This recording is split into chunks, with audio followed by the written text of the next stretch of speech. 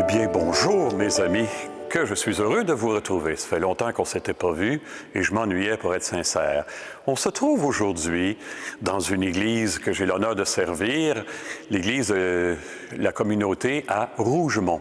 Pourquoi on est ici? Parce que juste au-dessus de moi, il y a un très beau tableau d'Ozias Leduc, un peintre québécois fort connu pour ses tableaux religieux. Et c'est une des plus belles scènes de Jésus avec les enfants que j'ai jamais vues. Et justement, on va parler aujourd'hui de Jésus et les enfants. Vous vous rappelez la parole de l'Évangile? Si vous ne vous convertissez pas, si vous ne redevenez pas comme des enfants, vous n'entrerez pas dans le royaume de Dieu. Ça a l'air mignon, mais on va voir que ça peut nous conduire beaucoup plus loin qu'on pense. Hey, je commence avec deux anecdotes. Une drôle pour commencer et l'autre pour introduire les choses, pour nous faire réfléchir. La comique pour commencer. Hey, vous vous rappelez les plus âgés parmi vous, vous vous rappelez probablement de Monseigneur Sanchagrin, notre ancien évêque. Hey, ça commence à faire quelques années, hein? Un jour, Monseigneur Sanchagrin présidait une célébration de confirmation, puis il aimait ça jaser avec les enfants. Alors, au début de l'homélie, il demande « Mes petits amis, vous savez qui préside les célébrations de confirmation dans l'Église? » Bon, ça, c'est pas trop difficile. Il y a toujours un petit garçon plus déjeuné, un peu, hein, qui lève la main. « Bien, c'est Monseigneur, c'est vous. » Très bien, mes amis. Savez-vous pourquoi c'est l'évêque qui préside les célébrations de confirmation? Oh, ça, c'est un peu plus compliqué. Tout à coup, le même petit garçon relève la main. « Bien, s'il ne faisait pas ça, il ne ferait rien. » Bon, bien alors voilà les enfants qui nous en apprennent sur les choses essentielles. Deuxième anecdote, il n'y a pas longtemps, j'ai été présidé dans un salon funéraire pour une personne qui m'était chère et je suis arrivé juste au début de la célébration. Il y a eu des problèmes de trafic qui m'ont empêché d'arriver avant. Et on a commencé la célébration. Et après, je me suis approché de l'urne quand la célébration a été finie. Puis la célébration avait été assez longue. Elle avait duré presque 3/4 d'heure. Et là, la personne défunte avait 2 petites filles dans sa famille, avec 5 enfants, puis 2 petites filles de 3-4 ans. Puis moi, j'étais devant l'urne, à peu près à 3 pieds de la table. Là.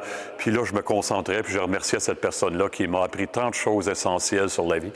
Puis les 2 petites filles, elles avaient envie de courir, ça fait 3/4 d'heure qu'on les faisait tenir tranquilles. Elles couraient jusqu'au fond du salon, puis elles revenaient, puis elles passaient entre la table et moi. Elles circulaient comme ça, elles passaient entre la table et moi, puis elles me regardaient. Moi, j'avais les larmes aux yeux. Elles avaient l'air à dire « Mais pourquoi? C'est pas si triste que ça. Tu vois, nous autres, on a du plaisir. » Ça m'interpellait beaucoup. Qu'est-ce que je vis réellement, au-delà des belles paroles que je leur ai dit avec cette mort-là? Bon. Y a-t-il une expérience meilleure entre nous, mes amis, que de se trouver en présence d'un enfant qui vient vers nous en courant, en souriant, les bras grands ouverts? Y a-t-il quelque chose qui nous fait plus de bien que ça? Je ne sais pas, hein? L'autre jour, j'étais avec un ami qui me remerciait de la confiance que je lui ai témoignée. Et ça l'a fait s'ouvrir du dedans, bien sûr, hein? Et je me disais, après coup, la seule chose qui nous fait naître et renaître, c'est l'amour, bien sûr. Hein? Et l'enfant nous le rappelle. On est appelé à s'ouvrir jusque dans l'éternité. Souvent, je dis aux ados que je rencontre, tu as 2 choix, t'ouvrir ou souffrir. C'est un des deux. Il faut s'ouvrir ou souffrir. Il faut que tu choisisses. Jusque dans l'éternité, on va s'ouvrir. Vous savez ce qui va se passer au ciel? On va arriver, on va se présenter devant Dieu, puis on va faire « Ah, prends tout, enfin, Seigneur! » Et là, on va se souvenir qu'il faut être comme un enfant.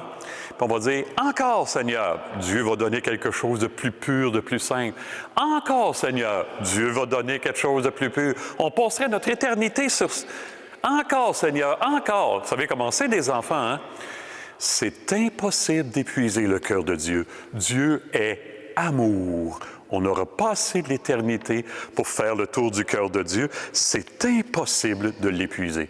Mais Thérèse de Lisieux disait « Je ne sais pas ce que j'aurai de plus au ciel que ce que j'ai actuellement. » De fait, on n'aura rien de plus au ciel, mais la différence, c'est qu'on va être conscient de ce qu'on a. Ce qui n'est pas le cas suffisamment ici. Hein? On va être branché vraiment sur notre essentiel. Hey, dites-moi, pour que naisse mon cœur d'enfant, qu'est-ce que ça prend? On n'a pas le choix, il faut se dire les vraies affaires. Hein? Il me faut connaître un dépouillement intérieur pour me forcer à m'ouvrir du dedans. Hein? En arriver à dire à Dieu, Seigneur, tout ce que je peux, c'est offrir mon vide, mon abîme de pauvreté. J'ai passé à travers ça, je vous en ai parlé l'autre fois quand j'ai fait un burn-out. Hein? Avez-vous remarqué que l'Évangile de Matthieu, comment il commence? Vraiment, heureux les pauvres. C'est la clé pour entrer dans l'Évangile. Quand tu es rendu pauvre, ton cœur d'enfant s'ouvre au fond de toi quand tu l'offres à Dieu. Et notre accomplissement n'est pas dans la possession, mais il est dans l'abandon. On a besoin des enfants pour nous rappeler ça. Hey, Dieu peut-il me demander de devenir un enfant s'il est infiniment plus grand que moi? Hey, peux-tu vous avouer quelque chose? J'ai l'impression qu'il y a une méchante surprise qui nous attend. On va s'apercevoir en arrivant au ciel que Dieu va avoir le cœur éternellement plus jeune que le nôtre pour nous inciter à ouvrir le nôtre. On se laisse là-dessus. On aura l'occasion d'y revenir. Bonne vie. À bientôt tout le monde.